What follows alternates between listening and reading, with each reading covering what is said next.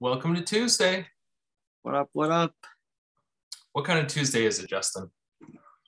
It's Yo Quiero Taco Ball Tuesday, baby. It's a Live Mas Tuesday. It is Taco Ball Tuesday. What kind of a glorious structure is that making up your virtual background? The newest opening, the Taco Bell DEFY. Head to Minneapolis, Minnesota for nonstop drive-through service where they lower the food down to you on a platter through some type of air tube. And why don't we just get to the point where we skip the vehicle of what the food is coming in altogether, and you can just pull up and they can lower a tube down and you can just put the tube in the mouth, just fill up a bite and you're ready to go straight into the system, or like just a straight up feed bag of, you choose your Taco Bell flavor, then you just attach the feed bag on like a horse. I mean, think how easy it'd be to drive with both hands, then with the bag just kind of lean back. I'm just thinking more I'd like a Baja Blast IV is just pump the veins with the calf. Just hook me up. Yeah. I don't even need to taste it. Oh. I just need it in my system. So how long until this glorious structure changes all of food retail, the fast food industry? See, that's already occurred because, dude, I'm telling you that no fast food, you will not be allowed to go inside. It will be drive-through only. That's just where we're at. Not to downplay Taco Bell, but I didn't have one on my route the other day, and so I was going to just buzz right into KFC, and my vehicle was a bit too large for the drive-through because it was in a not so good area with a double turn to try and get in there. I just wasn't going to fit. One of those mini lanes. Yeah, I park, I get out, I go up to the door, and it says doors open for online orders only. I'm like, no. Let me come in and order food. I just don't understand what this is. Justin, you're showing your age with this. This is all catering to the Zoomers. They're not even going through the drive-through. They're having somebody else get the food for them. That's right. Which would be the person who's going in to pick it up because it's an online order. I know, but don't isn't that phasing out? I don't know, 80% of the population that can go buy food for themselves? Well, maybe. I feel like you really narrow your pool by categorizing it by focusing on literally one specific subsect of a group. Desperate times call for desperate measures. I'm sure. Desperate times indeed. It's going to have to be a coup staged. Young food brands needs to change their way of thinking. I had enough.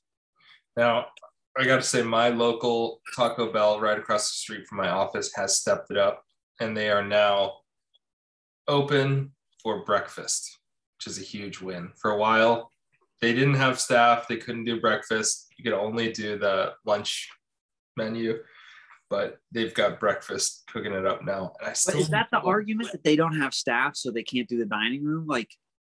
The same person can take, it takes one guy to take the order. It's not, you're not serving anybody. You're still handing them a bag.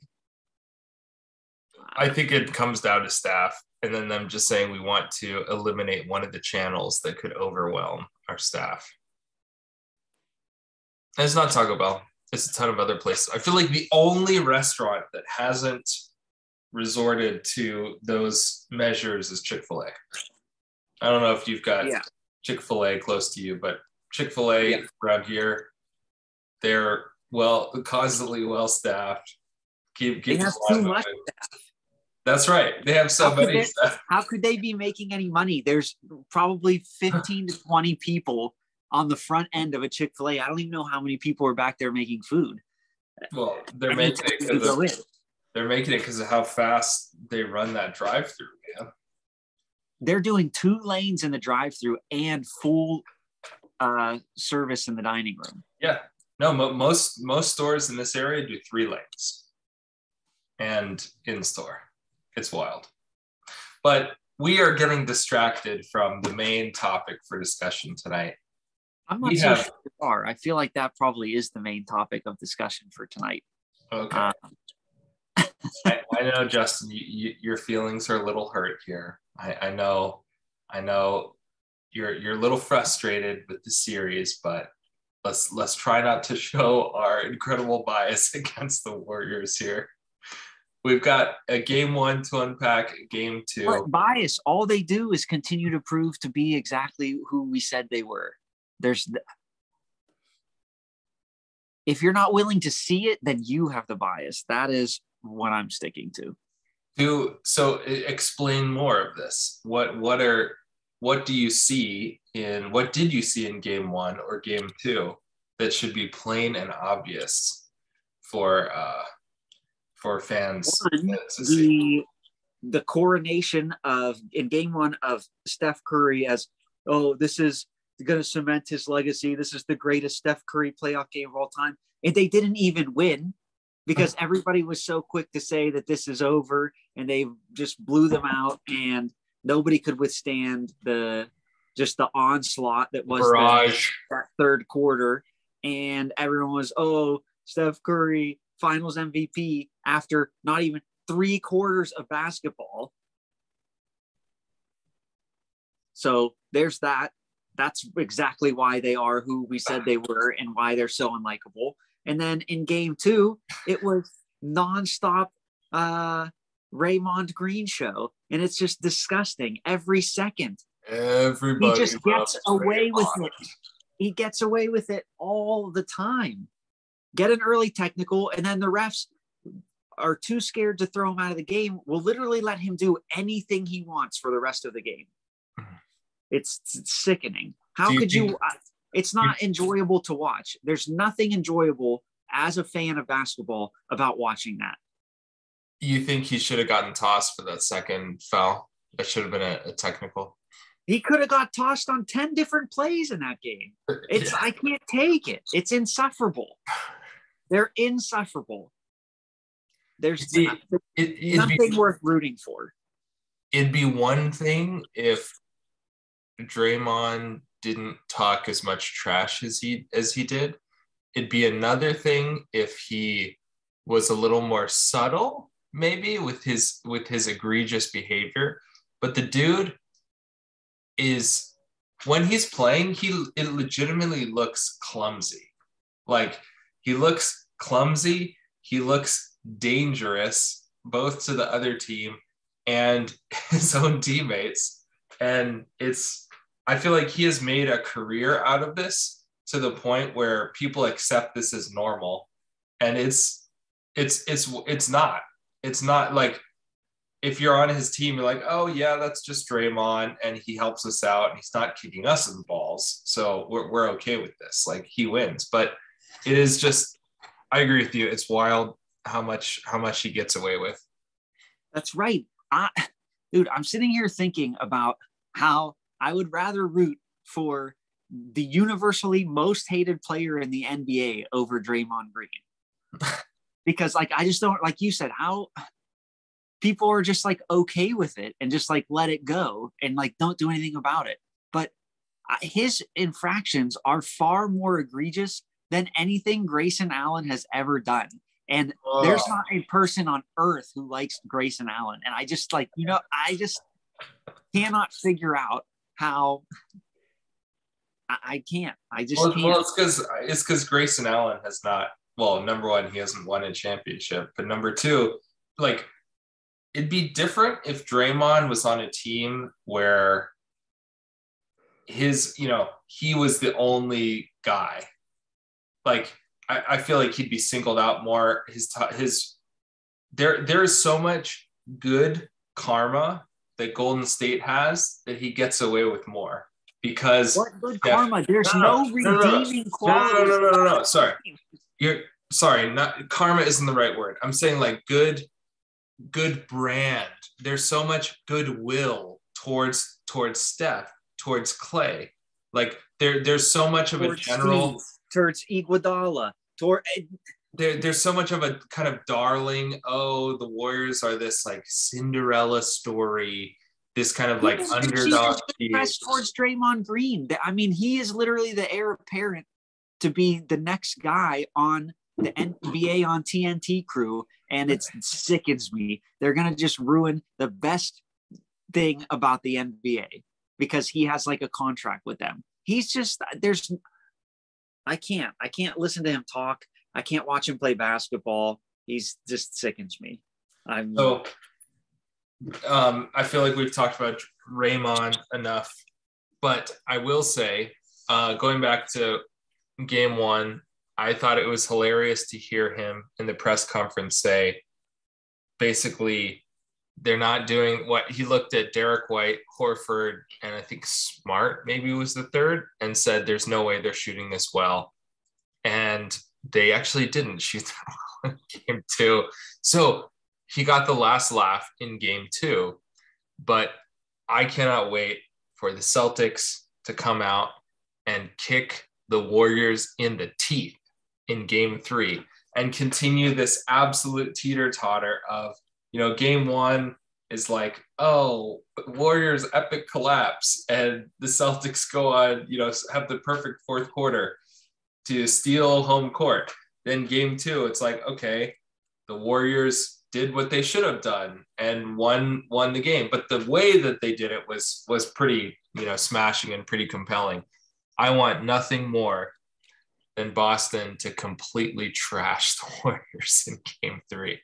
And I hope these refs do. I'm hoping the refs either make it apparent that, hey, anything goes, play physical.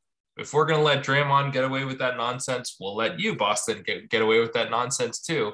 Or they call a tight game, and they call it tight for both teams. So my question to you, Justin, do you feel like there's a difference in officiating between game one and game two? I don't know.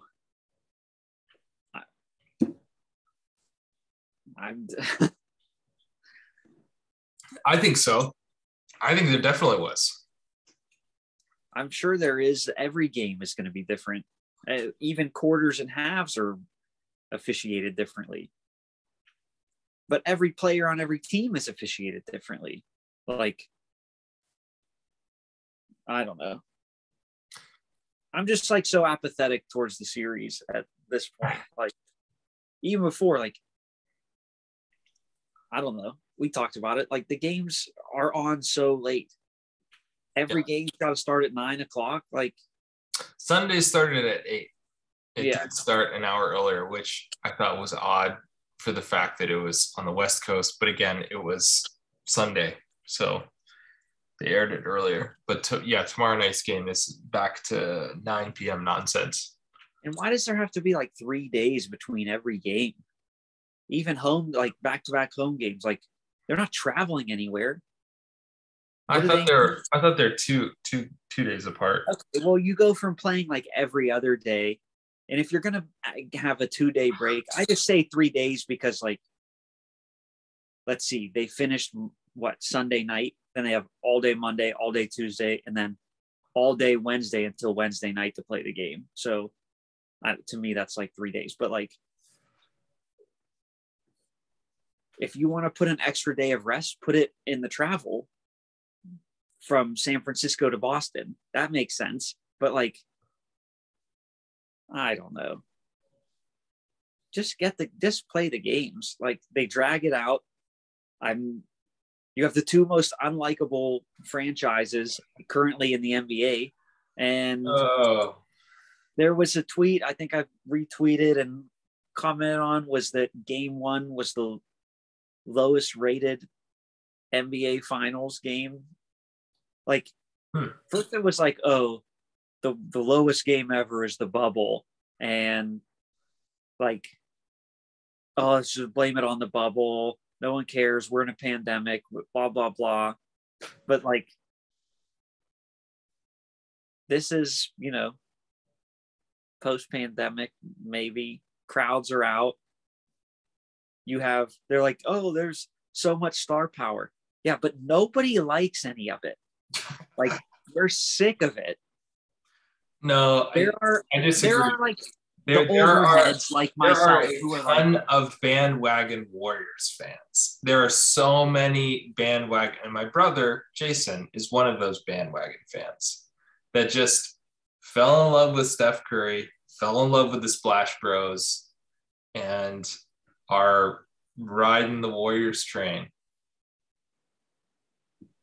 So I feel like there's more people across the country that are interested to see the Warriors win. And then, Boston, you just have, lifelong multi-generation fans who are in some way or other connected to Boston franchises, or, doctors that just move there and take up fake fandom and completely sell out any sort of home allegiances. For their arch rival.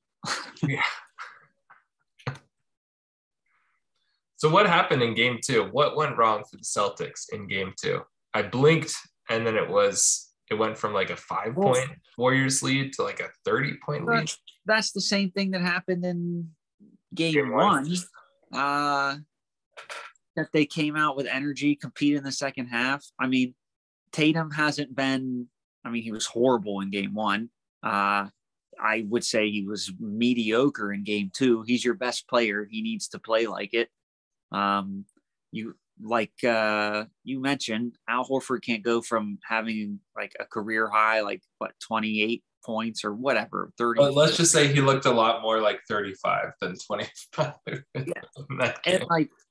And then go to game 2 and just lay an absolute egg. Like, your size still has to be better than their size. Like, your two centers have to outperform their center and power forward in terms of scoring. Like, you've got to control the rebounds. Like, there's no reason the Warriors should have more rebounds, and their big guys should not be outscoring yours. So, but then, these triple BP guys that we've talked about, like, where is Pritchard? What is Grant Williams doing other than getting thrown on the ground? And being called for a foul in the process. So, yeah, I don't know. I think they got hit with an avalanche and they said to themselves, hey, we got to split. Let's pack it in. Like, we did more than, I don't know, maybe what people thought. We got away with something in game 1 after being down. But yeah, it's like just a crazy shift in feeling like the Celtics made the comeback. They're going to be the superior team. They're going to be able to control this because of defense, and they're going to be able to play a solid 48 minutes where the Warriors are going to be able to give you 1 8-minute spurt where they just look so dominant, but that's not going to be enough. Yeah. And then you leave game 2 feeling like the Warriors have overwhelmed them and the series is done, and their youth and inexperience is showing in the NBA finals. So it's just like feeling the completely opposite after each game. It is a bipolar opposite narrative. But what gets me really, what I think is absolutely stupid and just trash, is this take that, how much disrespect this Celtic squad is getting, which I think they're fine with, because in all this, even the Nets series, they didn't get much respect in that series. But what I mean is, to lose.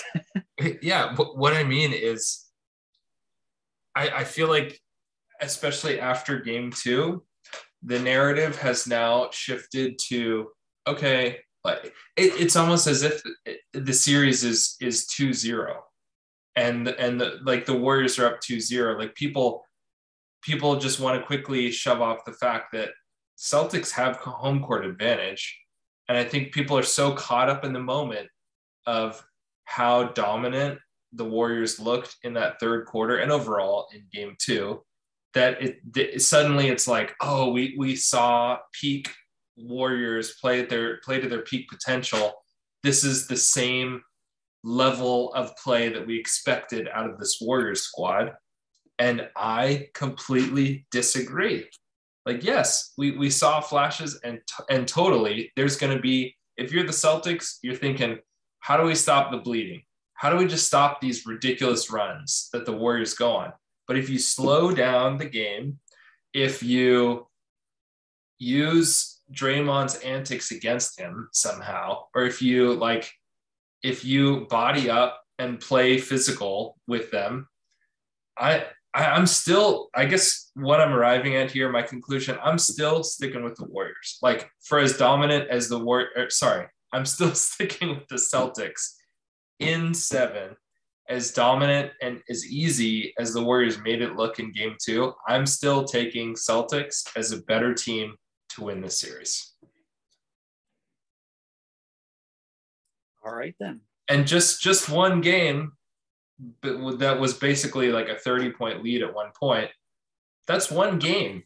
This we've got at least 4 more games ahead of us. Like, or we've got at least 3. Yeah, we got at least 3 games ahead of us. It's going to be a longer series. I'm taking the Celtics. Calling it right now. Celtics take game 3 and game 4. Sounds good to me. Oh my gosh. I was hoping I'd get a little more energy, but you're so alienated by this series. You're like, let's move on. Let's move on to that list of the biggest foreheads and haircuts in the NBA. Oh gosh. Anything else you wanna hit on, Justin? That's my prediction. Still sticking with the Celtics. T1. Hoping I'll make you right here. Celtics, yeah, I want that to be the case. But game 2 just made me feel like this is exactly what was always going to happen, because that's how it was going to happen, and there's not much that can be done about it.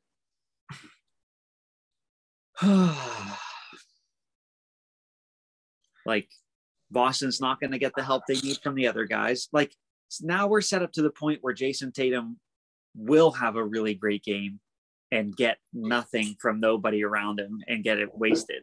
Like, that's my expectation as a sports fan. So I don't know. Maybe I'll be surprised, but I guess I'm more optimistic because I think Steph Curry has the greatest likelihood of continuing to just blow up in the series. And I think he's going to be the most consistent scoring option. Like, even in game 1 and game 2, I remember checking in maybe second quarter, third quarter. And I mean, it was just wild seeing like his stat line, primarily points, compared to the next closest player on the Warriors. It was ridiculous. But I think the other Warriors players will revert to a lower mean, and the Celtics players have a higher mean that they will revert to. So I'm still taking the starting 5 and the bench players. Like, I'm still convinced that this is a more complete Celtics squad. And the only way that the Warriors win this series is if Steph goes complete just God mode and like wills his team to these dominant wins. I don't see them replicating that kind of a game 2 win 3 more times. I don't see it. You heard it here. Reasons to be optimistic and reasons to root against the Warriors. Oh, plenty of them. You don't have to look far. Sounds good to me. Celtics in 7. So what we've got? Defy expectations. What are we going to have games? Wednesday, Saturday, Tuesday? No, Wednesday, Friday, Monday,